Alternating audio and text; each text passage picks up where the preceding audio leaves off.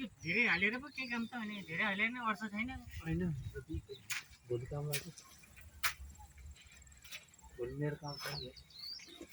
एकछिन आउनुपर्छ म नि आउँछु नि भने